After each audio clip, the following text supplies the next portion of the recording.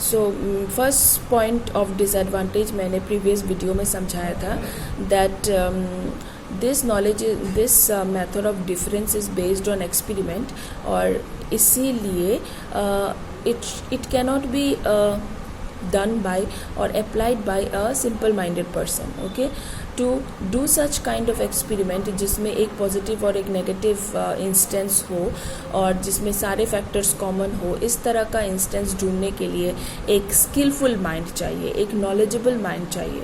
So this kind of experiment can be done only by a knowledgeable mind और a skillful mind. This is one of the disadvantage. इसका मतलब सारे ये experiment नहीं कर सकते. Everyone cannot do that method of difference experiment. Okay, जिन लोगों के पास नॉलेज है एक्सपेरिमेंट का, जिन लोगों के पास स्किल है, सिर्फ वो ही इस मेथड को अप्लाई कर सकते हैं. Now second disadvantage is that it is not completely free from the difficulty of plurality of cause. This method can prove a cause but not the only cause. Okay, now फिर से मैं वही सवाल दोहरा रही हूँ. Plurality of cause, do you remember plurality of cause? Plurality of causes का मतलब है, मैंने बहुत बार आप लोगों को समझाया है और ये this is very very important. हर साल you will get question on plurality of causes. So plurality of causes का मतलब है कि एक इफेक्ट का बहुत सारे कॉज नहीं हो सकता है. There cannot be many causes, there cannot be plurality of causes. Okay, एक इफेक्ट का एक ही कॉज हो सकता है. ओके, बट ये जो मेथड ऑफ डिफरेंस है, it cannot prove only one cause. It is also a prey to plurality of causes. Okay, through method of difference हम लोग कभी कभी बहुत सारे कॉज निकाल लेते हैं जो कि प्लूरलिटी ऑफ कॉजेस होता है. ओके, सो अगर इस मेथड के थ्रू सिर्फ एक ही कॉज निकलता, then that method would be successful. But if इस मेथड के थ्रू हम लोग बहुत सारे कॉज निकालते हैं, then the method is not successful. Okay, so इसका मतलब जैसे मेथड ऑफ एग्रीमेंट भी प्लूरलिटी ऑफ कॉज से पीड़ित है, इसी तरह मेथड ऑफ डिफरेंस भी प्लूरलिटी ऑफ कॉज से पीड़ित है. सिर्फ मेथड ऑफ डिफरेंस यूज़ करने से हमेशा सही कॉज नहीं निकलता है, बल्कि बहुत सारे कॉज निकल जाते हैं और what is the exact cause वो हम लोगों को पता नहीं चलता है. Okay, let us come to the third one. thirdly, as it is a method of experiment, it cannot directly pass from an effect to the cause. It can only pass from cause to effect directly. Okay, observation में क्या होता है? Observation is nature based. तो observation में हम लोग cause से लेकर इफेक्ट तक ऑब्जर्व कर सकते हैं. सिमिलरली इफेक्ट से लेकर कॉज तक ऑब्जर्व कर सकते हैं. पर ये जो मेथड ऑफ डिफरेंस है, it is based on experiment. So इसमें हम लोग आइदर साइड नहीं जा सकते हैं. हम लोग सिर्फ कॉज से इफेक्ट तक जा सकते हैं, उल्टा नहीं आ सकते हैं ऑब्जर्वेशन की तरह. ऑब्जर्वेशन में हम लोग उल्टा भी आ सकते हैं. We can observe from effect to cause also, but experiment में हम लोग सिर्फ कॉज से इफेक्ट तक जा सकते हैं, इफेक्ट से कॉज तक नहीं आ सकते. अगर कॉज से इफेक्ट तक जाते हुए हम लोग सेटिस्फाई नहीं हुए, then we can do one more experiment, but with the same experiment we cannot follow either sides. Okay, clear? Now fourthly, the method of difference cannot distinguish between the cause and the condition. Okay, do you remember condition क्या है? Cause and condition are not same, right? For example, a wooden table. Okay, wooden table को बनाने के लिए सबसे पहले हम लोगों को ज़रूरत पड़ेगा वुड का, राइट? सिर्फ वुड लेके दूंगी तो आप लोग वुडन टेबल बना लोगे? No. For that we require so many things, like we require gum, we require a cutter, we require nails, we require the wood cutter who cut the tree, So many things we require. Then the person who carry the wood to the factory, then the workers who made the table, right? So many things we require. But all these things are not the cause of the table.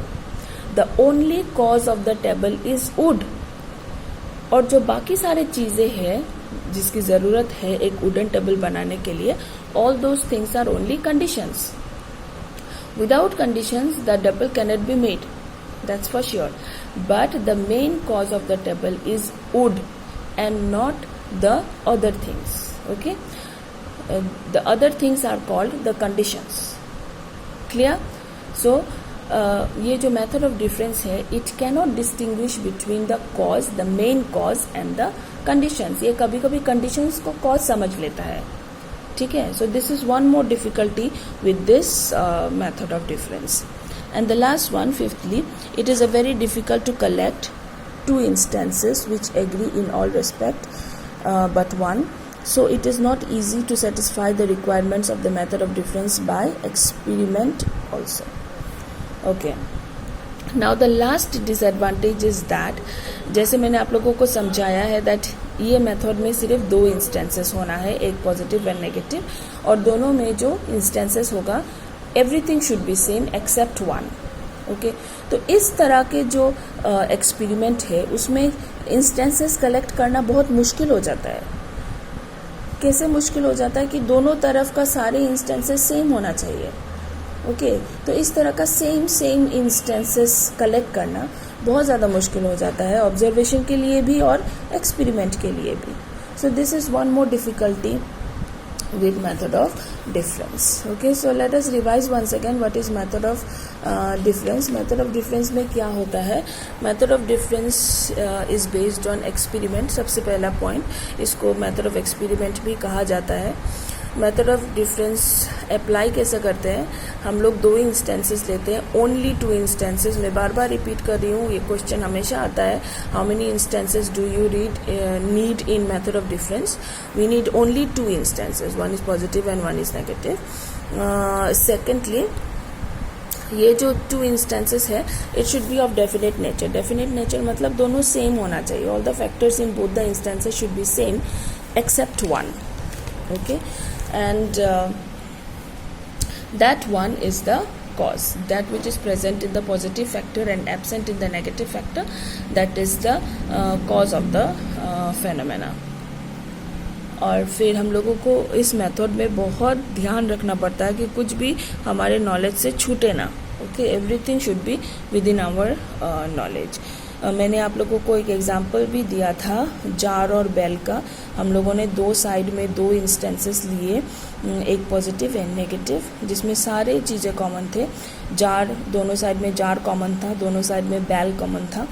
फिर दोनों jar के अंदर हम लोगों ने bell fix किया. Positive जो side है उस जार में हवा भरती था, एयर था उसमें, और जो नेगेटिव साइड में है उससे हम लोगों ने सारे हवा निकाल लिया था. So this is the one difference between the two instances. और फिर हम लोगों को पता चला जब हम लोगों ने बेल रिंग किया तो पॉजिटिव साइड का बेल साउंड प्रोड्यूस कर रहा था एंड नेगेटिव साइड का बेल साउंड प्रोड्यूस नहीं कर रहा था. इसका मतलब year is the cause for producing of sound. Okay, this is called method of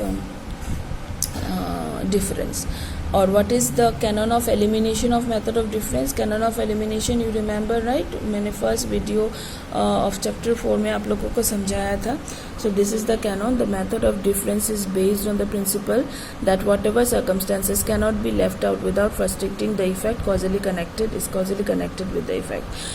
जो antecedent हम लोग ऐसे ही नहीं छोड़ सकते हैं, विदाउट जो एंटीसीडेंट को हम लोग छोड़ देंगे तो इफ़ेक्ट भी छूट जाएगा, वही कॉज होता है. फिर से समझाती हूँ. जैसे बहुत सारे एंटीसीडेंट होते हैं. एंटीसीडेंट जो पहले आता है, राइट, और कॉन्सिक्वेंट जो बाद में आता है. So antecedent is the cause and consequent is the effect. So एक इफ़ेक्ट के पहले बहुत सारे एंटीसीडेंट आ सकता है. अगर कोई एंटीसीडेंट हम लोग एलिमिनेट कर दे जिसके वजह से कॉज भी इफ़ेक्ट भी एलिमिनेट हो जाए, तो वो antecedent is the main cause of the effect. Like चाय बनाना. ओके। चाय बनाने में हम लोगों को बहुत सारी चीज़ें लगता है, लाइक पानी, दूध, चीनी, चाय की पत्ती। ओके, सो इन सब चीज़ों में अगर हम लोग चाय की पत्ती को एलिमिनेट कर दें तो फिर चाय बनेगा? नहीं बनेगा। पर हम लोग अगर चीनी एलिमिनेट करें तो भी चाय बन जाएगा, दूध एलिमिनेट करें तो भी चाय बन जाएगा, पानी एलिमिनेट करें तो भी चाय बन जाएगा, दूध में चाय बन जाएगा। बट चाय की पत्ती is the main cause of tea. So चाय की पत्ती एलिमिनेट करें तो फिर चाय नहीं बनेगा। Understand? So this is the method of canon of elimination of method of difference. I hope method of difference आप लोगों को समझ में आया होगा। If there is any confusion you can let me know. Have a nice evening.